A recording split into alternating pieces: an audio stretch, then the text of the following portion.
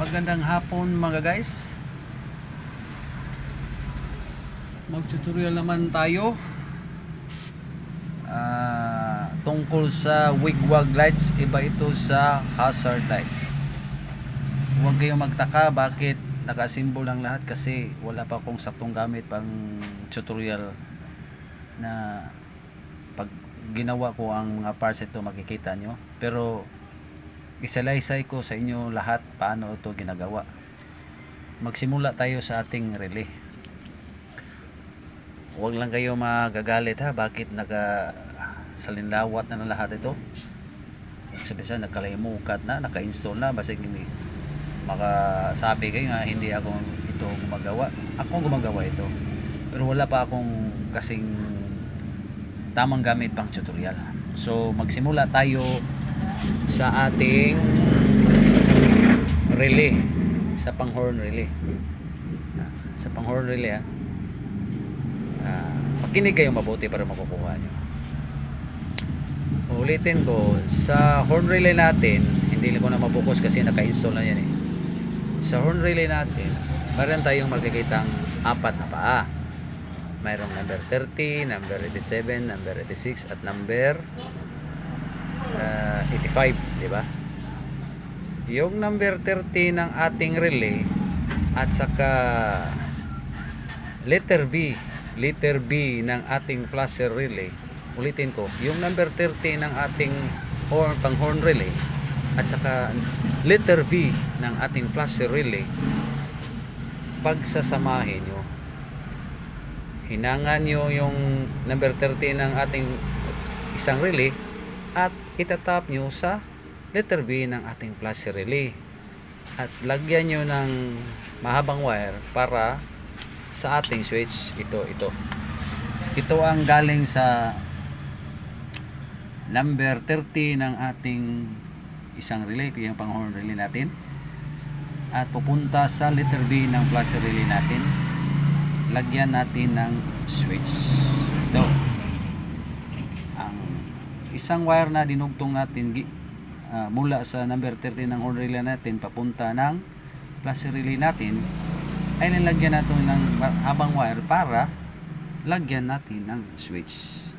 Kasi itong isang paa ng switch natin, dyan natin ilalagay sa battery ng positive ng battery natin sa pag-DIY natin ngayon.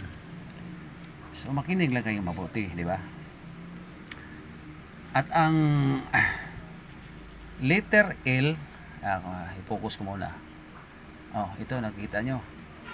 At ang letter L ng ating flasher relay, itong letter L, hinangan yung wire at ilalagay nyo sa number 85 ng ating horn relay.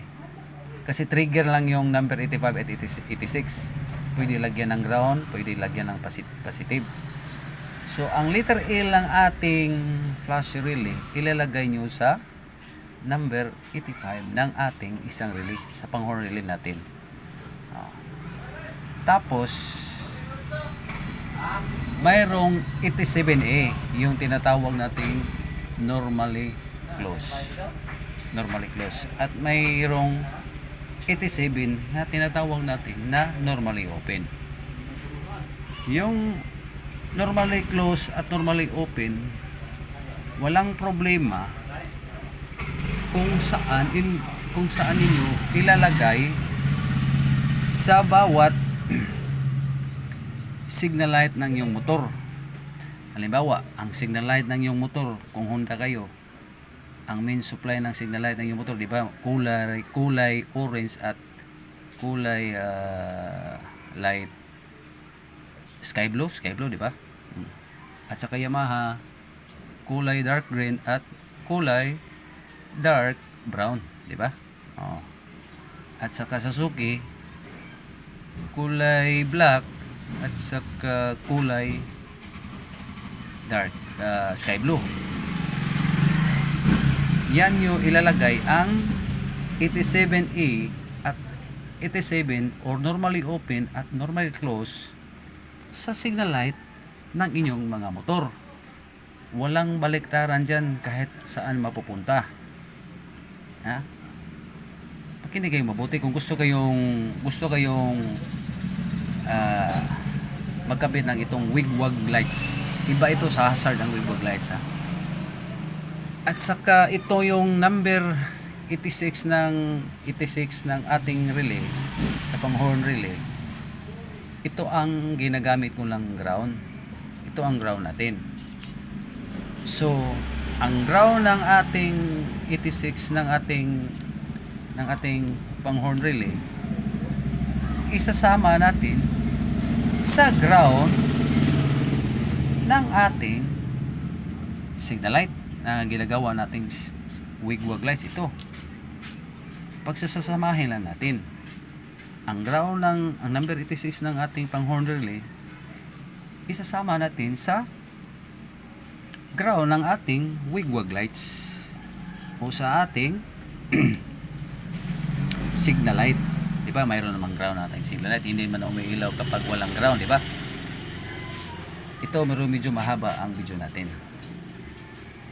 So ito, pag nasasama nyo, lagyan nyo ng extra wire para maikakabit nyo ito sa ground. Ito, di ba? Ito ang ground natin galing sa 86 ng ating relay, di ba? Itong relay.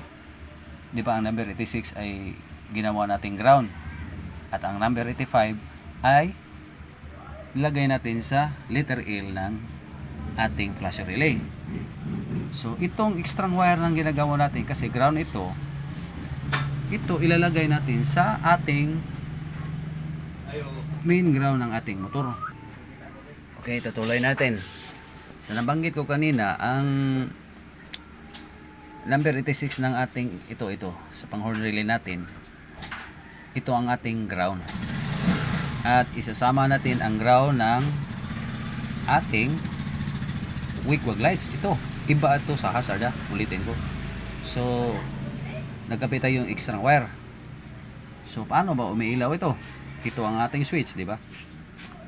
O, switch natin.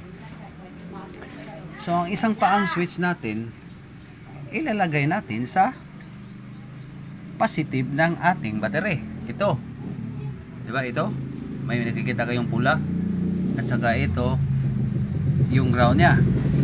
So itatap natin para makikita nyo kung gaano kaganda ang kanyang ilaw. Iba ito sa hazard.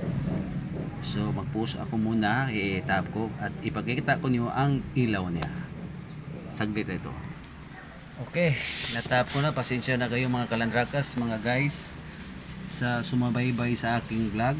Pasensya na kayo. So ito na, na-install ko na. Ito na, natap ko na. DIY lang tayo, ha. Pero kung makinilagay mabuti, makukuha ito yung tutorial ko. So magsimula tayo mag-lights, ha. Magpindot ako ng switch. I-on natin ang switch kung ano ang reaksyon niya sa ating wigwag lights. Ito na mga guys, panoorin nyo mabuti. Diba?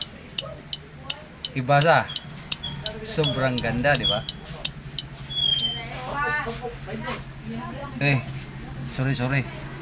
Sorry mga guys, hindi ko mapit ang electrical tape na ipihit ko sa positive. Ito, ulitin ko. Mag-on tayo. Diba? Oh, tingnan nyo. Sobrang ganda, di ba? Kahit anong klaseng auxiliary lights na gusto nyo gagawing wigwag, pwede. Pwede mini driving, pwede i-wigwag nyo. Pwede yung yung headlight nyo. Kung saan nyo gusto, kung magdagdag yung mga auxiliary lights sa inyong motor, pwede rin. Yung kagandahan ng wigwag lights, tingnan nyo. Sobrang ilaw. Sunod vlog ko, ipakikita ko sa inyo ang ginagawa ko sa aking motor. Ang motor ko ay Honda TMX 155. Version 3 siya lumabas. 21 years old na siya. Pero malakas pa rin. So tingnan nyo. Iba siya sa hazard. Iba ang wigwag lights. tingnan nyo, tumutunog ang flasher natin. Pag i-off natin yung switch, mamamatay siya. Di ba? Pag i-on natin, umiilaw siya. Yan lang ang paggawa ng wigwag lights, mga kalandragas, mga subscribers natin, sa mga subscriber sa akin. Ito lang ang matuturo ko sa inyo. Ito lang ang munti kong kaalaman, at sana nakatutulong ako sa inyo. At kung gusto nyo itong klaseng ilaw sa inyong mga motor, gagawin nyo. Salamat sa pagpunood sa tutorial ko. Bye bye mga kalandrakas.